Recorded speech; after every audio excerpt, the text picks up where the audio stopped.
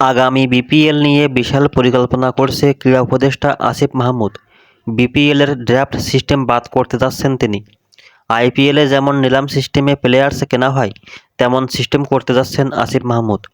আপনি আইপিএলে প্রতিটি ফ্র্যাঞ্চাইজিগুলোর নিলাম টেবিলে বসা 100 কোটি রুপির কথা বাদ দেন।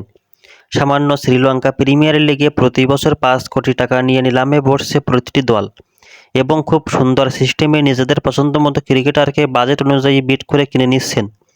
কিন্তু আপনি যখন বিপিএলের দিকে তাকাবেন, দেখবেন প্রতিটি ফ্র্যাঞ্চাইজি প্রায় 10 থেকে 15 কোটি টাকা খরচ করে, অথচ প্লেয়ার কেনার সময় নিজেদের ভাগ্যের উপর বসে থাকে শুধুমাত্র এই ড্রাফট সিস্টেমের কারণে।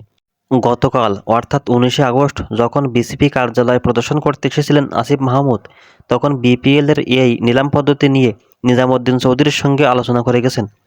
আসিফ মাহমুদ স্পষ্ট জানিয়ে দিয়েছেন, বিপিএলে একটা অ্যামাউন্ট ধরে দেওয়া হবে সব দলের জন্য। ওই অ্যামাউন্টের ভিতরে তারা প্লেয়ার কিনবে নিলাম থেকে। তবে এই বছর সামনের মাসে অর্থাৎ সেপ্টেম্বরে যেহেতু ড্রাফট, তাই এই বছর নিলাম পদ্ধতি হবে না। কেননা নিলাম পদ্ধতি করতে আনুষঙ্গিক যেসব কাজ বা সরঞ্জাম দরকার, অল্প কয়েকদিনের ব্যবধানে তা ম্যানেজ করা সম্ভব না। তবে 2026 সালে বিপিএলে নিলাম পদ্ধতি চালু হবে।